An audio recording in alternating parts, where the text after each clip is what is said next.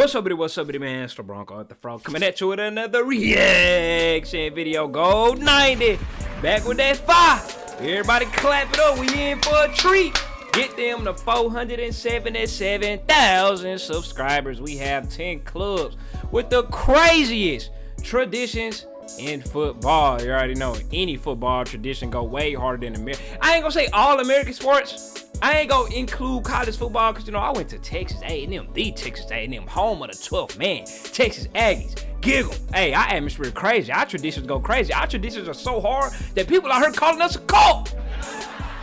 They hating on us, calling us a cult because of our traditions is just that deep rooted. But when it comes to professional sports like NBA, NFL, baseball, hockey, yeah, the traditions don't even come close. And it for sure is a culture shock, you know, looking over there overseas to see what y'all doing. We had 10 clubs, the craziest traditions. BVB gonna be on here. That's all I know who for sure gonna be on here. BVB, yeah, let's see what go down. Oh, Liverpool, they never walk alone. Sometimes it's about those beautiful moments and rituals. Wow, Major League Soccer. Together. Across the world, clubs have built their own traditions. Yep. While some are rooted in history and honor, others are just downright bizarre. From beer-soaked celebrations. Oh yeah, Bayern with the beer. Welcomes in Turkey. Yeah, man. These rituals turn match days into something more than sport. So, buckle up. Here are 10 football clubs with the craziest, most unforgettable traditions in the game. Let's start off with Bayern Munich's Oktoberfest tradition. Because whenever the German side wins a title, look at Elise. Bro, Elise was trying so hard to be all nonchalant and shit. He running from the beer. He all walking nonchalant, not even smiling at they splash. Like, bro, get over yourself, bro. Who are you? From the mug. Instead, they throw huge glasses of frothy wheat beer across the pitch, soaking teammates, coaches, and sometimes even photographers.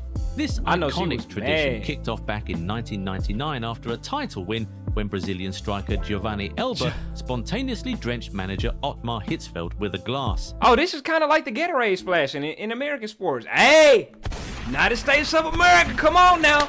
The Gatorade splashing, I just realized that is exclusively American.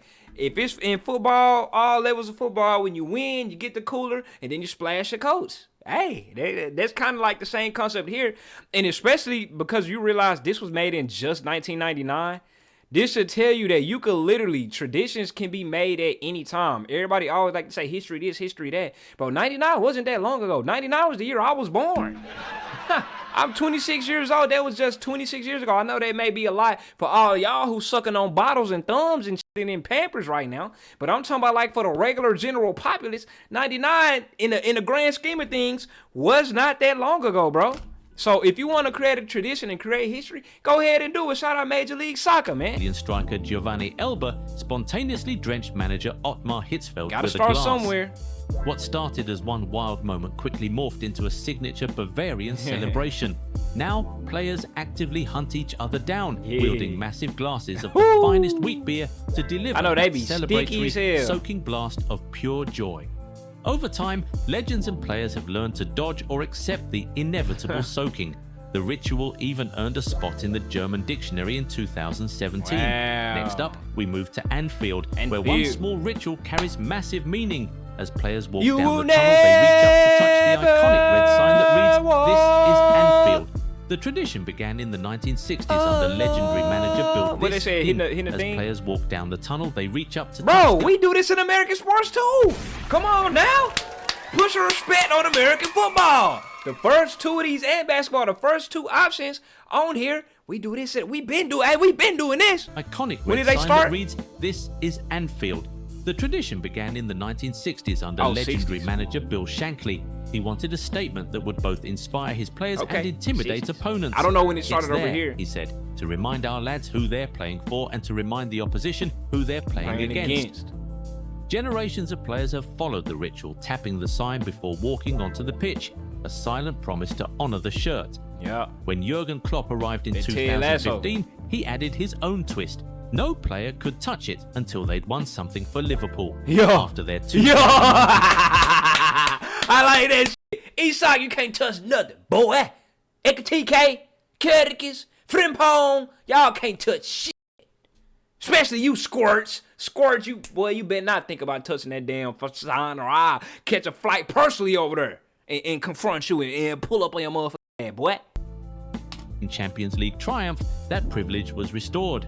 Moving forward, only at Chelsea could something like this become a tradition. For decades, Blues fans have carried stalks of celery into games, singing cheeky songs and, more often than not, tossing the stalks onto the pitch. I ain't gonna lie, American football, Texas Tech, they throw tortillas on the pitch. Same food. Food for food. Let go. Food for food. They throw celery. Texas Tech throw tortillas. I don't know when they started that. Let's see when Chelsea started. Back in the 1980s, when a band named Mickey Greenway turned an old pub song into a terrace chant. Celery, celery, if she don't come, I'll tickle her bum with a lump of celery. And it started with one person? Instantly. And soon, celery was flying through the stands at Stamford Bridge. Bro, imagine being that one person who literally started a whole traditional chant, bro. That shit is fire. In the 2000s, things got so wild that the club had to officially ban celery after fans disrupted matches against Arsenal and Okay, I definitely was finna say, I never seen them boys throw celery. This is my first time hearing about it. Of course, that didn't stop anyone.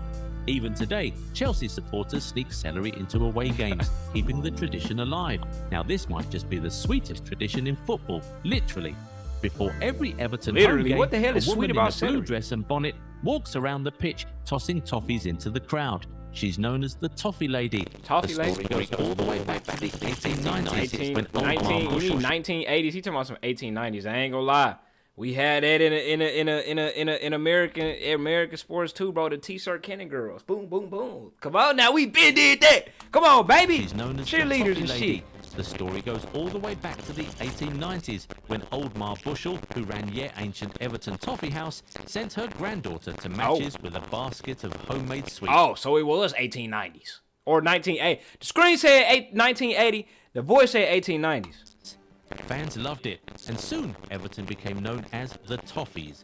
Oh, Over 1890s time, the gotta Toffee be. Lady became more than just a matchday ritual. She's a symbol of Everton's kindness, nostalgia, and community. And even now, the Toffee Lady is still there before every kickoff Okay, at Toffee Goodison Lady. Park, handing out sweets to young fans. Next up, So how's we the head- Toffee Lady chosen? Like, what are the criteria when it comes to choosing the Toffee Lady? Is it passed down? Is it ran in a family on some king and queen before stuff? every kickoff at Goodison world needs Park, to know. Bronx handing needs out to know. sweets to young fans. Next up, we head to Dortmund. Every time you step inside Signal Russia. Iduna Park on match day, Hell yeah. your eyes are drawn to one thing: a wall of yellow roaring as one.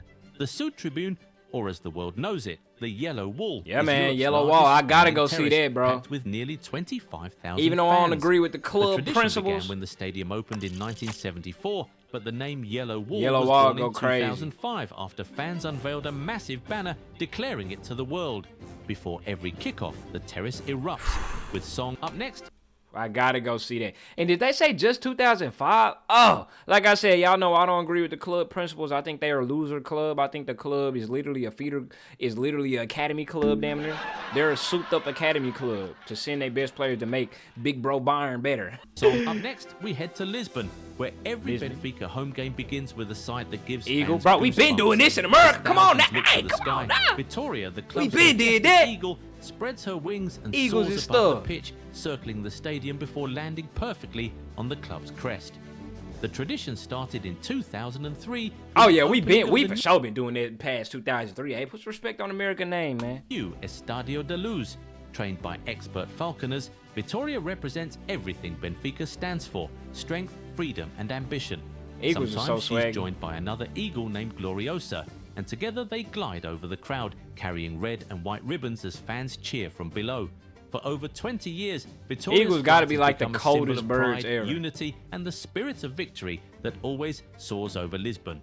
Next up, we head to Galatasaray, where visiting teams don't Galatasaray. just play football. They walk straight into hell. Straight to The phrase hell. "Welcome to Hell" was born in 1993 when Manchester tough. United arrived in Turkey for a Champions League clash. The Devil Boys. Thousands of Red Galatasaray Devils. fans flooded the airport with banners, chants, and a sea of flares Hey, I ain't that gonna lie. turned the night sky red. I'd have been The message was scared. loud and clear. You're not just facing a team, you're facing Hey. an army. Hey, Bronx would have been scared. I ain't gonna hold your heart would have been beating, boy. Skin, palms sweaty, legs shaking. I'd have been like, damn, bro, y'all, we gotta win this hoe. No way we Inside don't. the old Ali Sami Yen Stadium, the atmosphere was pure madness.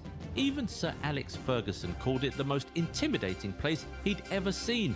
Since then, Welcome to Hell has become part of Galatasaray's soul. Now, let's move to Glasgow, where before every Celtic match, there's a moment that says everything about the club. Celtic. Players form a tight circle on the pitch, arms locked and heads bowed. Oh, so it's called the huddle, and it's become huddle. one of football's most powerful symbols of unity. It started when Captain Huddle. Tony You sure this Mowbray not the gathered Poznan? What the hell is the difference between a Poznan and the huddle? pitch, arms locked and heads bowed. It's called the huddle, and it's become one of football's most powerful symbols of unity. It started when Captain Tony Mowbray gathered his teammates before a pre-season game, hoping to inspire belief during difficult times. The gesture stuck. What began as a quiet moment of focus soon turned into a trademark ritual. Like got But the real Poznan to magic me. came when the fans joined in. The Green Brigade created their Hey, own they're mass still huddle, alive, though. turning entire stands into swirling waves of energy and literally shaking the entire stadium. 3 decades later, the huddle still defines Celtic as a living symbol of solidarity and Shout out resilience. Celtic. Few sounds in football send chills quite like Iceland's national team's Viking clap. Everybody, I ain't gonna lie, When everybody thousands of stole fans this. raise their Who was the hands first to high do the and Viking move as clap? one. We call it the That Viking slow, clap in thunderous America. rhythm builds until it feels like the ground itself is Boy, shaking. look out them The world people. fell in love with it during Euro 2016. And now when everybody in little MLS Iceland do it. defied the odds and stormed into the quarterfinals. I remember After seeing every this in match, 2016. Players stood before their fans, clapping together. Slow I ain't gonna hold you. I feel like the Vikings did this before. Hold on. When did the Vikings start the Viking clap or the Skull chant? So it was. Okay. Okay, so it was Iceland who started that hoe. They stole it from Iceland. Tight shit, Vikings. Okay, y'all got that football. Y'all got that. Y'all, my bad, big bros. My bad, big bros. Y'all got it. Y'all got First, it. then faster and faster I was wrong. until the roar became unstoppable.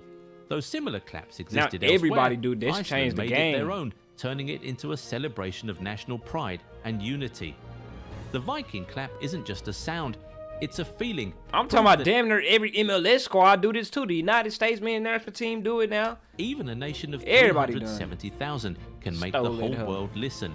And finally, in Buenos Aires, football doesn't just stir emotions, it shakes the earth. Oh yeah, I know Boca we get Juniors' crazy and shot the iconic knee. home, La Bombonera, literally trembles when the fans Yeah, I ain't begin to I sing. ain't trusting that. Not no South American building. I'm for sure ain't trusting that shit. This is an interestingly built stadium. It's built like a baseball stadium. You know how baseball be having interesting shapes? It's weird that this is a bowl and then this is just a straight wall. That's interesting. It actually looks good. Very good. I feel like it will trap the sound better.